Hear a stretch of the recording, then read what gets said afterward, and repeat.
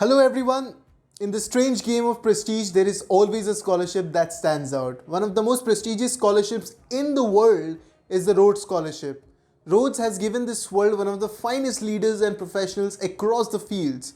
And today, if like me, you also share this dream of somehow making it to the Oxford University through Rhodes Scholarship, I bring to you one of the finest episodes of the One Take Show. My name is Kaustubh Srivastava, your host, and today we are in conversation with a very special guest. Our guest today is Mr. Vanshaj Ravi Jain. Vanshaj is a PhD or a DPhil candidate, as Oxford University puts it. He is also a Rhodes Scholar and Indira Gandhi Scholar, and today Vanshaj has taken time off his very busy schedule to talk about his experiences at law school, his experience at Oxford University. He will also talk about his application process, his strategies when it comes to SOPs, LORs, interviews, everything. If you like this episode, make sure you like, share, and subscribe because I want to reach out to as many people as I can with these beautiful, beautiful conversations which add so much value. If you have any suggestions, feedbacks, make sure you reach out to me. I would absolutely love that. Hence, ladies and gentlemen, without further ado, let's jump right into the discussion. Hello, Vanshaj. Welcome to the One Take Show. I am so happy that you could take time out for today's recording. I'm really, really glad.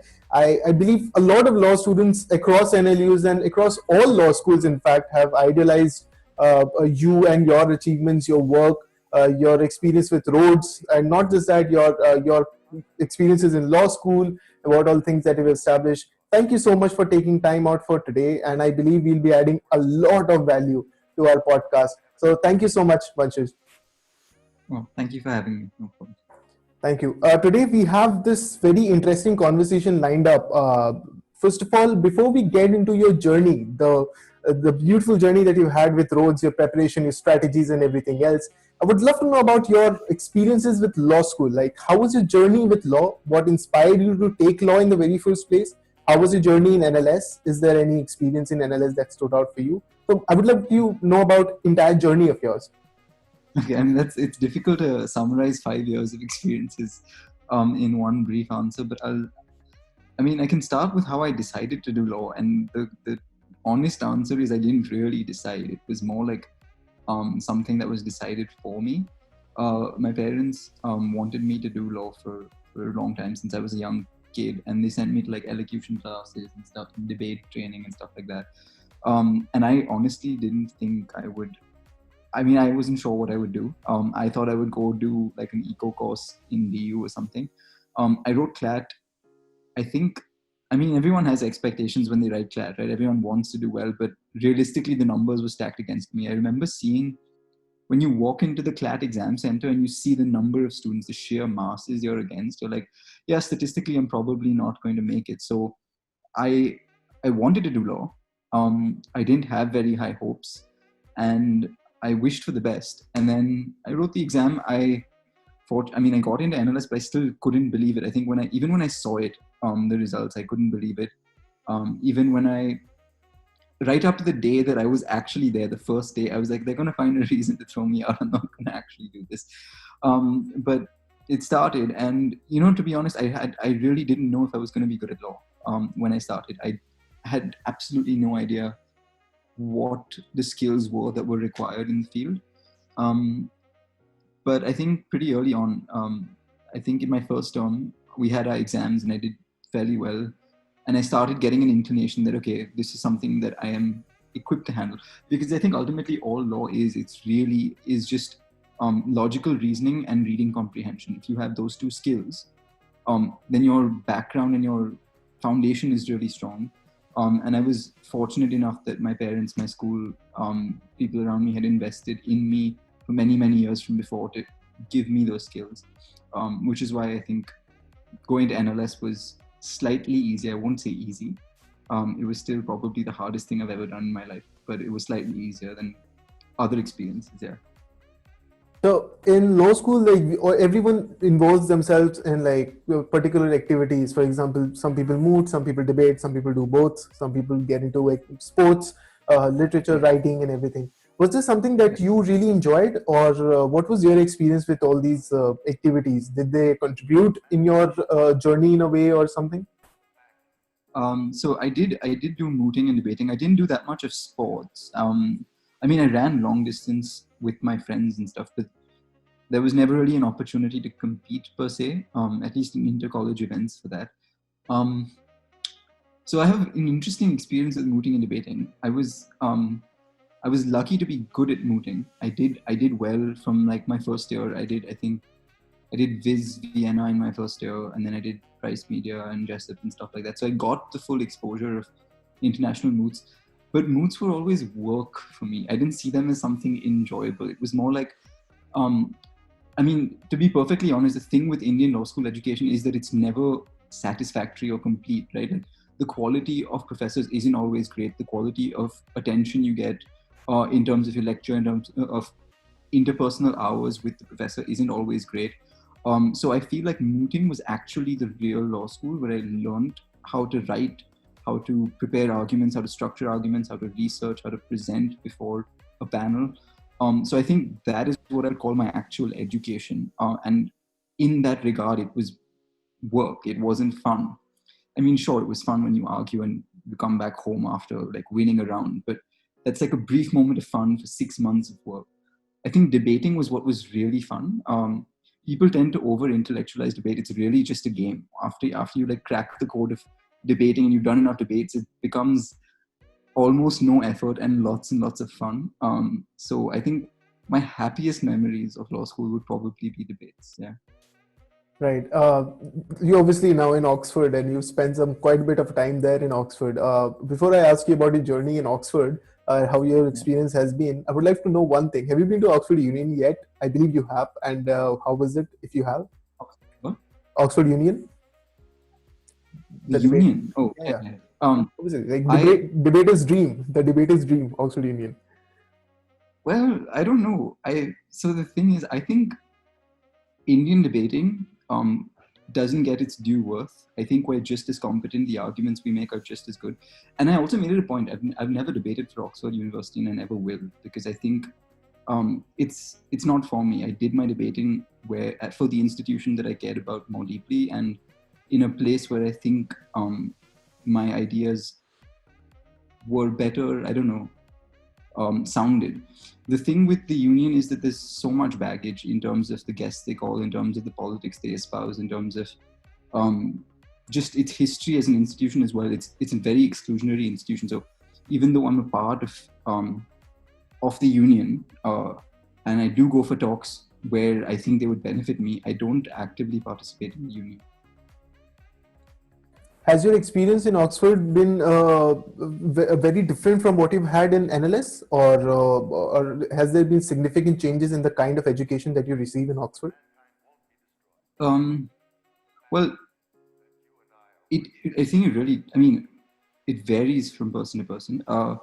It depends on how you learn as a person. For me, learning was always done alone. It wasn't. I've never been. If you ask any of my classmates, they'll tell you I was the person who slept the most in the classroom.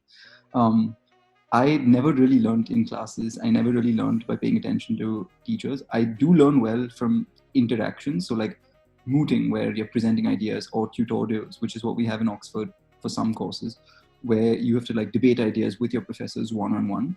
Those work really well for me. For me, sitting in a lecture or seminar isn't the best way. So in that sense, I don't think qualitatively Oxford or the BCL was a huge different experience for me in terms of the methods of learning. Obviously, the exposure to ideas is huge, like not in the classroom, but outside the classroom. The people you're interacting with are often some of the smartest people in the world who work in a variety of fields. Like when you go to law school in India, you only meet lawyers, right? So all your conversations, while great and stimulating, are just about the law. Here, I have friends, one of whom is like a poet, another one works in statistics, another one works in nuclear physics. So like the kind of stuff that you're talking about, first, always pushes you out of your comfort zone. Second, makes you learn a lot. So it's always great, yeah. So the education outside the classroom is perhaps the one I would value more than the one inside. Right, I'm sure. Now this brings me to obviously one of the most coveted scholarships available in the world, the Rhodes Scholarship, and you've had the privilege of being a Rhodes Scholar. So before we get into the nitty-gritties of how Rhodes Scholarship should be approached by law students, we talk about the idea of applying for Rhodes itself is very daunting for a lot of students. What inspired Yeah. you to take up this application process in the very first place? Like, what gave you the idea that, okay, I should go for Rhodes?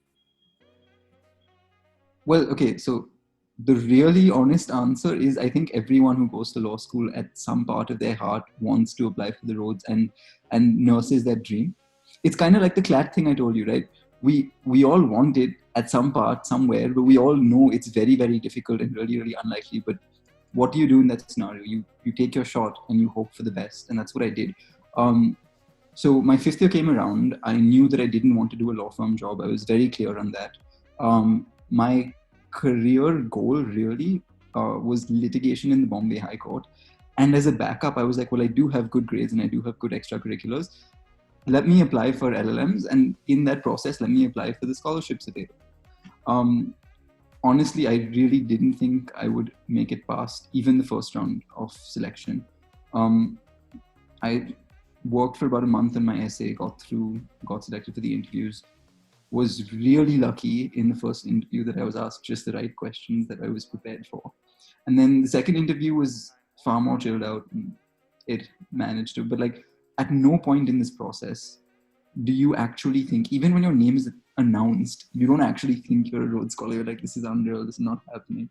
And obviously there's still days where like you wake up and you pinch yourself and like, this actually happened. I can't believe this actually happened. Right.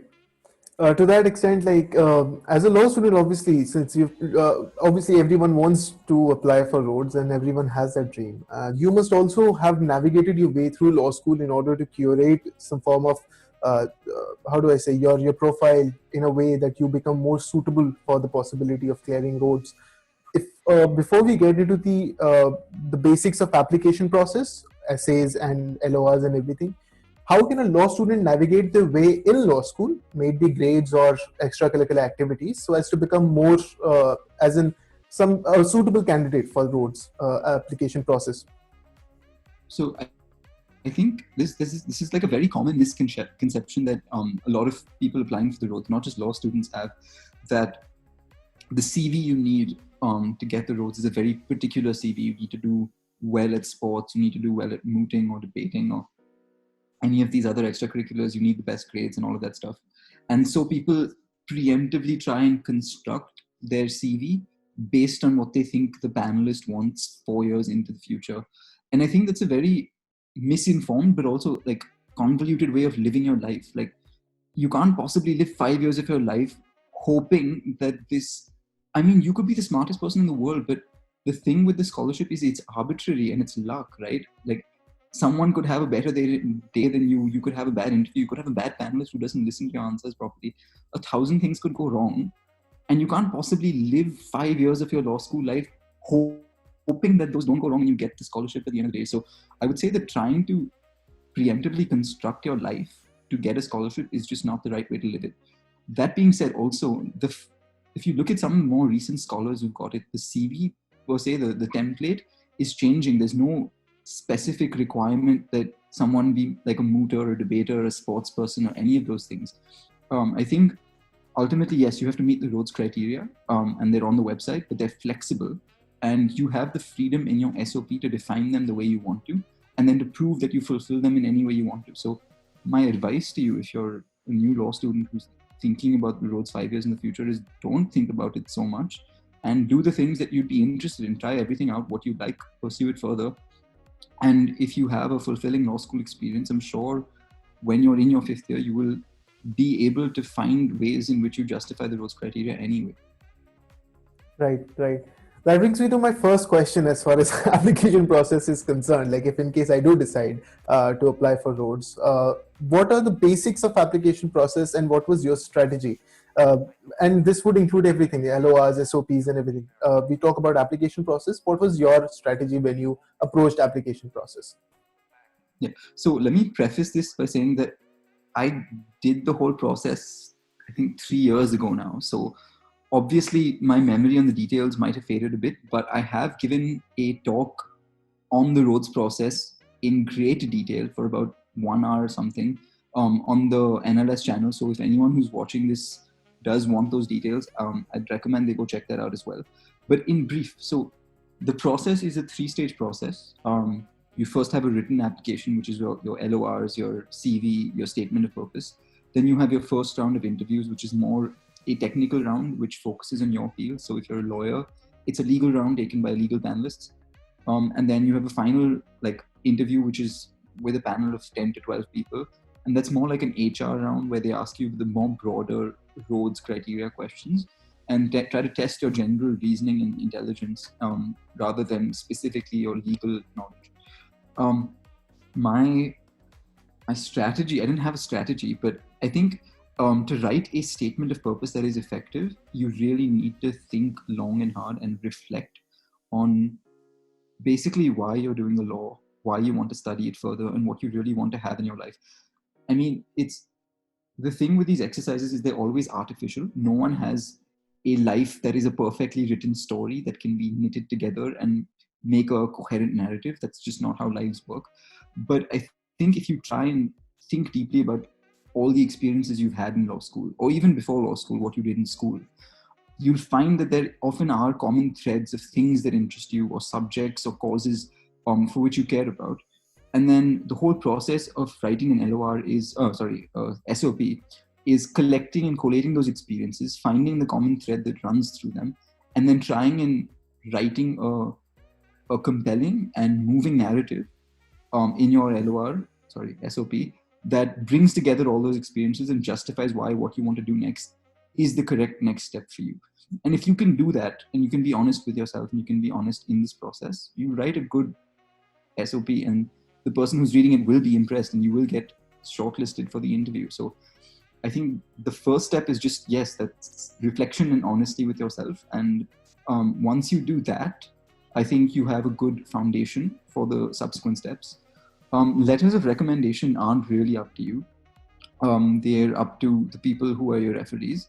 My only recommendation is that when you're picking referees, don't try and pick people who have established names or who you think will impress your panelists, because that is not their purpose. It doesn't matter if it is the Prime Minister or President of India who has written your LOR if they don't know you. What you need is someone who can actually vouch for your skills, for your abilities, for the criteria that you have to fulfill to meet the Rhodes Scholarship. And once you do that, it doesn't matter who they are. So select your referees carefully based on the people who've been important for you in life and who've seen you grow and mature as a human being, whether in the personal or professional field. And then, leave it up to them. Don't try and influence them or control them. Send them the criteria, tell them that this is what you're applying for, explain the process to them. But beyond that, there's really not that much you can do as someone who is trying to get your referees to send in their LORs. That's the first stage. That is the written application stage. With interviews, it's a whole different ball game. So I'm just going to continue on to the interview part, even though you haven't explicitly asked me about that. But would definitely love to know about interview. That is a very interesting area, as you mentioned, that it all depends upon who your panelist is and what kind of questions are being asked and what is your day like. And so that is a very specific thing that affects the application process and actually scares the applicants a lot, even before they try and apply for the process. So this is something I genuinely want to know about. Look, that's life for you, right? You're never going to have a guaranteed win. But what you can do is you can prepare as best as you can and then hope that you manage to not mess it up. Which is basically what I was doing. I did everything I could. So I think I was notified about my first interview 2 weeks before it happened, which isn't a lot of time if you think about it. And so you have to be competent in general HR questions. You have to have knowledge about all the current affairs, general news that is happening. You need to specifically be aware about legal issues that are relevant in that time period in which you're applying. You need to be very competent in the area of law that you have said you want to study further, or if you're not a lawyer, whatever area that you want to study further. And you also need to be able to have a grasp on general HR questions like, what is your biggest weakness? Where do you see yourself in 5 years? The generic questions they ask in interviews. You need to have answers somewhat prepared for pretty much all of these lines of reasoning. And that's a huge task to do in just 2 weeks. So what I had was, I basically drafted this huge timetable, which literally broke down each hour slot in those 14 days into me working on one of the fields that I just outlined. And I had like notebooks for each of them. So like there was a HR questions notebook, there was a general knowledge notebook, there was a legal awareness notebook, there was an international law notebook, which was specifically on researching issues in international law. And I would basically like work on each of those things for a certain amount of time each day. The process is never completed, it's never exhaustive. I did as much as I could for each of those things. And then I revised the night before my interview, and that's about it. I think you can do all of this, but it doesn't guarantee you anything. It just guarantees you that you are prepared. But ultimately what matters is how well you use that preparation when you're actually sitting in front of the panelists and trying to answer the questions. And that's really just up to how well you can respond on your feet. Right. So the two major things that I understand from this, firstly, is that there is no set template for your SOPs. That depends a lot on your individual experiences and how you approach it. It needs to be honest and it needs to be genuine in nature. The LORs need to be genuine and honest as well. And that is how one should approach these things. And the interviews need to be well thought of and well prepared of in advance. With that, to that extent, like how long should if, for example, one has to apply for Rhodes, how long before should they start preparing for the application process? Should they devote like a proper year in the application process, a year or two? No. I mean, look, I spent 1 month exactly from start to finish writing my statement of purpose and editing my CV. I didn't write a CV from scratch, but editing my CV. And I think that was more than enough.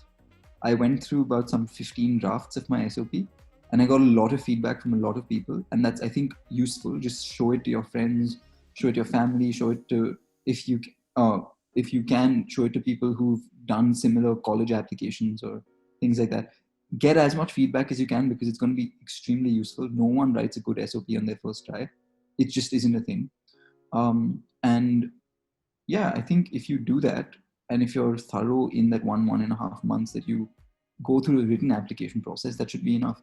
There's no point preparing for interviews in advance, presuming your application is going to get through, because like, I think that's just a waste of effort. So yeah, just 1.5 months should be enough.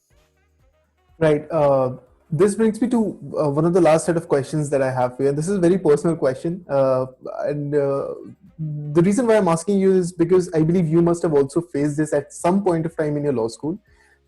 Especially in times like lockdown, in the current situation, a lot of law students feel lost.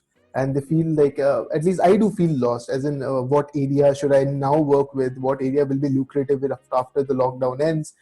In a couple of years and stuff like that, or how should I navigate my way through law school in order to make myself a better candidate, a more suitable candidate for these situations, or not just for Rhodes, but in law school as well. Now, since you've had such a lucrative example of yours itself, maybe you can tell me something about how you would have handled situations like this, or what advice you have for the law students who want to navigate their way through law school. I mean, I'm also handling the situation. It's not like I'm immune from it. I'm a law student still. I'm doing my PhD, but I'm still a law student. And I'm trying to navigate managing research while stuck at home in a pandemic without access to the archives I need to do my research, or the books that I need. So it's very much a reality for everyone. I think I wouldn't, like, there's this easy tendency, especially when you grow up in the Indian education system, right? To be like, oh, I have time. I have to maximize the time available to learn as much as possible to make myself a useful contributor to the economy. I'm like, there's a pandemic happening. This is not something any of us are prepared for. You can go easy on yourself. I'm not saying don't do anything and watch Netflix all day, but also don't expect to be at your maximum productivity and be able to, like, I don't know, mug up volumes of Mullah overnight and like spout constitutional theory by the end of the lockdown, because those are not reasonable goals. I think the goal I would have in this pandemic is, first of all, to keep myself sane and to make sure that I'm able to work to the limited ability that I can, without compromising my happiness and my mental health. If you're a law student, whatever that means for you, if that means reading your textbooks or writing essays when you can, great. If that means learning about new cases or researching on issues that interest you, great. Like anything that suits your interest, literally, just make sure that you aren't not doing anything, but you're also not over pressurizing yourself. Yeah. I believe that is a very important advice, especially for law students who are going through this. Because I don't know if you've noticed or not, but my LinkedIn is on steroids. Like everyone is just on everything. People are writing essays, writing blogs, and everything. So, as the last part of my question, you've been into debating because that is what we have seen you do a lot of times. Like your debating is something that probably has contributed a lot, and also something that we follow. Uh, as far as writing research papers is concerned, writing other essays, blogs, and all of these things is concerned, what is your opinion on that? Like, should people necessarily do them as a checklist of their law school achievements, or should they do it if they like doing it, or should they engage just to learn about it? Are you talking about blog posts or like Writing research papers or debating? Like, for example, if I like debating, should I also try writing papers and necessarily go into that area? I mean, they're not the same thing. Debating and scholarship or even blog posts are entirely different creatures. I think in debating, you're never really, especially in Indian debating, you're never forced to research thoroughly your ideas and see them through. I think obviously structuring ideas is a good skill you get from debating, but that doesn't mean you necessarily be a great writer. That being said, like if you have an interesting idea worth exploring that you're passionate about, for sure, go for it. Write a blog, pitch it to the popular blogs. It'll make for a great addition to your CV. Sure, people do look at that, and it'll also be very interesting for other people reading. It'll stimulate a discussion. So I would never tell someone not to do it, but don't do it for the wrong reasons. Like, don't be like, this is a checklist I need to fill. Like, I think when I applied for the Rhodes and when I got the Rhodes, I had 0 publications. I'd never written anything that had been ever. I tried, believe me, I tried, and I hadn't been accepted by any journal at that point. So I think that like it goes to tell you, like, you can't control these factors and you can't really be the perfect candidate because there is no such thing as a perfect candidate. Right. Thank you so much, Vanshaj. I believe this was one of the most important and probably one of the most special conversations that I've had on this podcast. And I'm really grateful that you could take time out for this conversation today. And I believe all my listeners who wanted to clarify their doubts about not just Rhodes Scholarship, but also to learn from your experience will really benefit a lot from this conversation. I've had a wonderful, wonderful time talking to you, and I hope you had a good time too. Yeah, I did. Thank you. Thank you so much, Vanshaj.